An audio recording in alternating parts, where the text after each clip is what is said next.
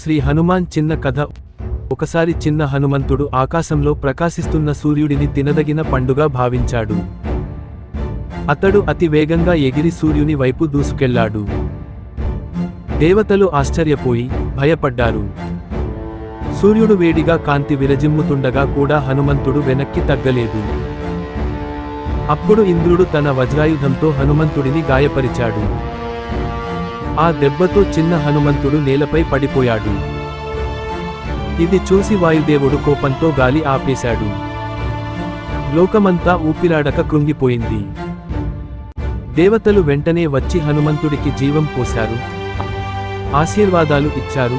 ఈ బిడ్డకు అసాధారణ బలం, బుద్ధి, భక్తి కలుగుగాక అని. అప్పటి నుంచి హనుమంతుడు శక్తి, భక్తి, పరాక్రమం యొక్క ప్రతీకగా నిలిచాడు. శక్తితో ప్రకాశిస్తున్న హనుమంతుడు గదను పట్టుకుని గర్వంగా నిలబడి ఉన్నాడు. భక్తి, బలం, ధైర్యం ప్రతిబింబించే చివరి సన్నివేశం.